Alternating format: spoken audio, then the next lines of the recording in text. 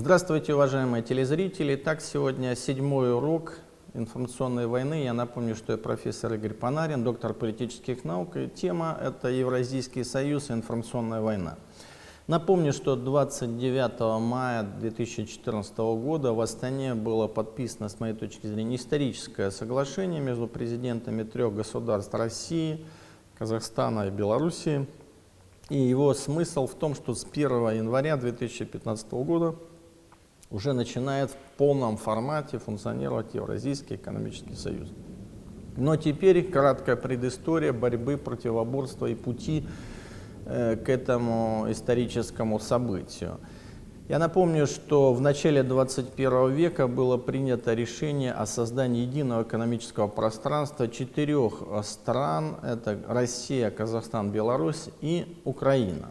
Но так называемая оранжевая революция 2004 года выбила Украину из вот этого единого экономического пространства. Поэтому одна из главных целей так называемой оранжевой революции 2004 года это было как раз то, чтобы оторвать Украину от формируемого единого экономического пространства на территории бывшего Советского Союза. Затем несколько лет Россия и другие страны пытались, скажем так, уговорить Украину активно участвовать в единых интеграционных экономических процессах на территории Евразии, но это не получилось.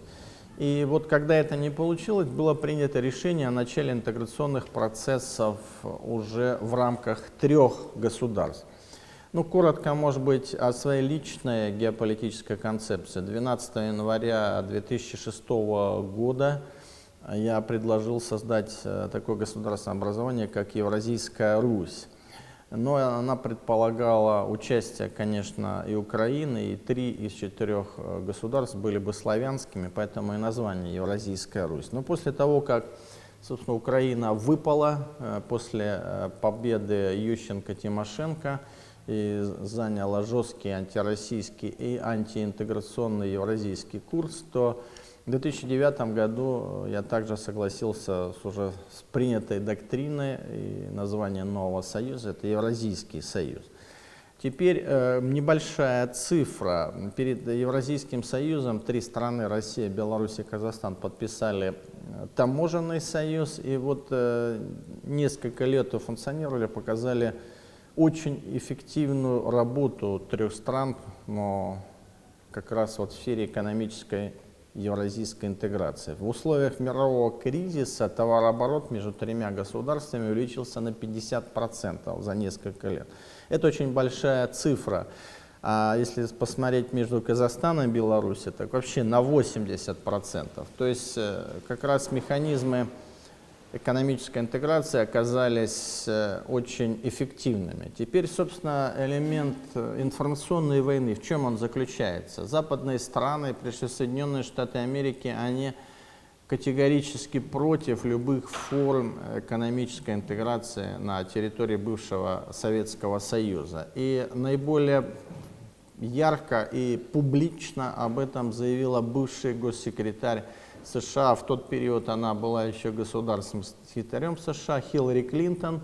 В декабре 2012 года в Дублине она сказала, что мы против любой евразийской интеграции, и мы будем всячески блокировать любые попытки экономической интеграции на территории бывшего Советского Союза. Почему, собственно говоря, ведется информационная война против евразийской экономической интеграции? Дело в том, что в мире существует несколько экономических структур. Это Европейский Союз, который находится в глубоком экономическом кризисе.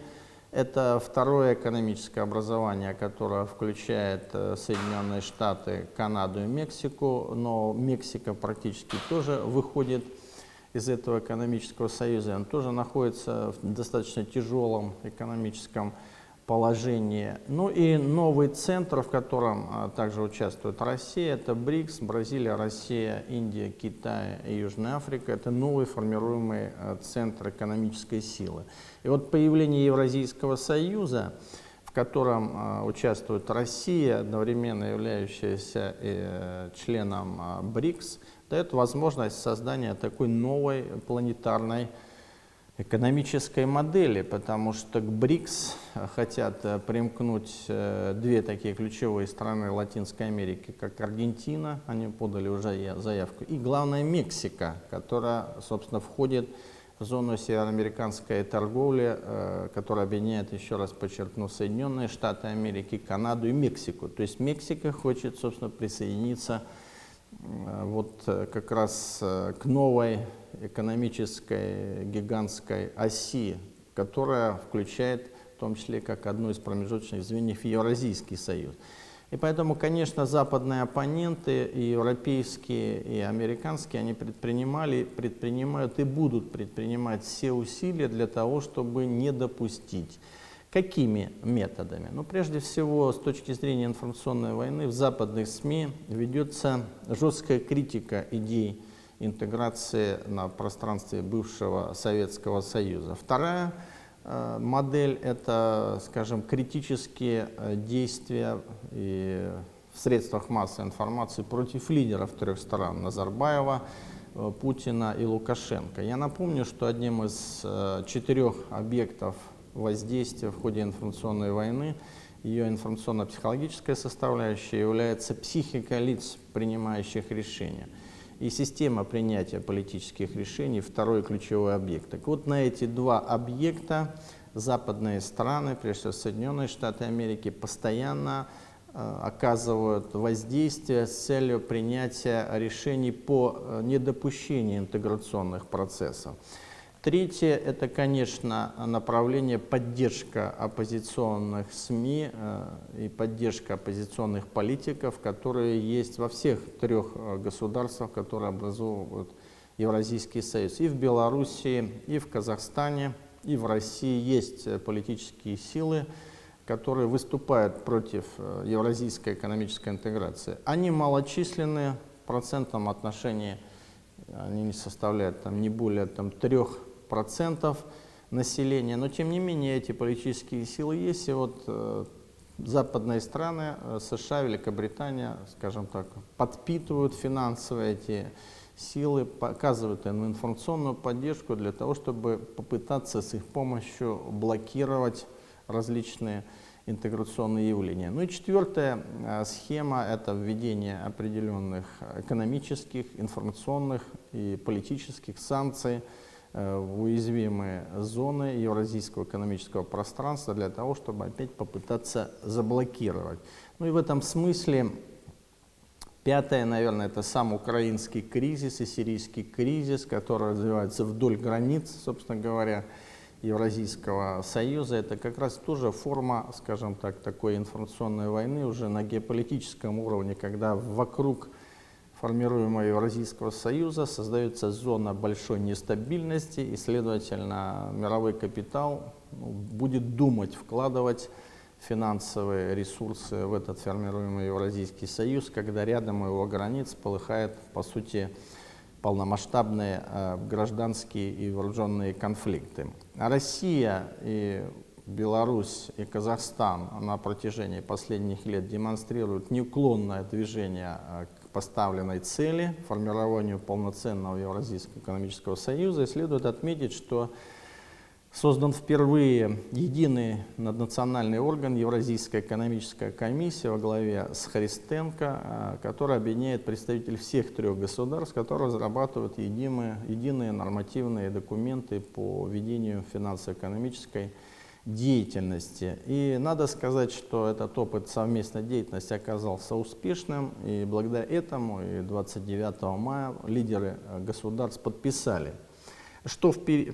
договор. Что впереди? Ослабнут ли попытки стран Запада, прежде всего Соединенных Штатов Америки, в общем-то, нападать на формируемый Евразийский союз? Думаю, нет.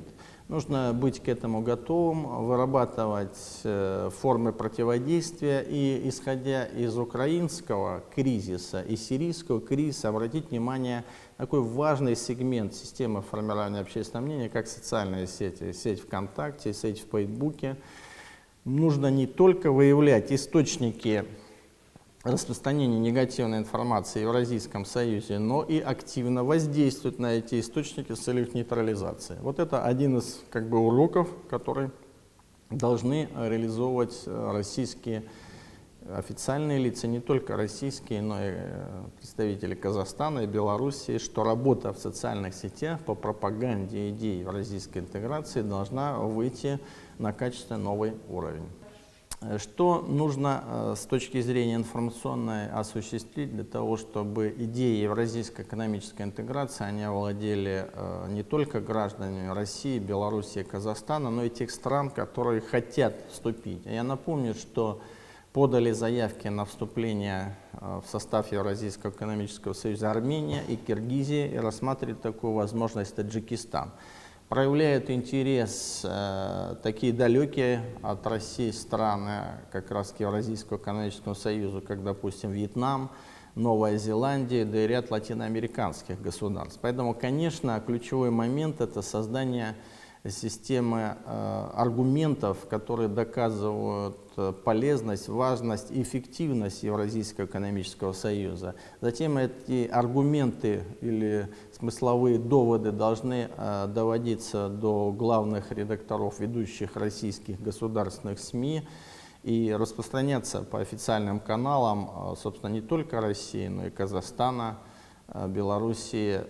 Третье направление — это создание, собственно, при Евразийской экономической комиссии какого-то мощного информационного пула, который бы распространял позитивную информацию об интеграционной экономической деятельности, чтобы она была доступной, понятной гражданам трех государств. Четвертое направление — это, конечно, активизация деятельности пресс-служб, которые отвечают за экономическую интеграцию, прежде всего Евразийской экономической комиссии, но и тех министерств и ведомств, которые занимаются в трех государствах этой проблематикой. Прежде всего МИДа России, МИД Белоруссии и МИД Казахстана. Мне кажется, что не до конца как раз эффективно действуют по данному направлению представители соответствующих информационных структур, заинтересованных министерств и ведомств. Ну и следующее направление — это активизация работы с молодежью, потому что молодежь — это будущее, молодежь находится в основном в социальных сетях. Именно активизация работы по пропаганде евразийских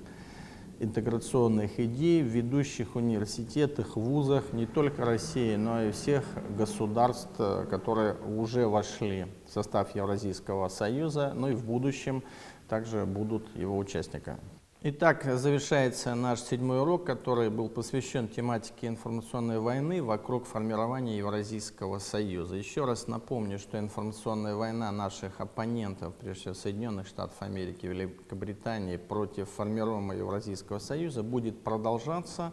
И наша задача найти доводы, аргументы в пользу общей экономической интеграции, которые бы разъяснили эти позитивные идеи каждому гражданину всех государств, которые вошли в Евразийский экономический союз.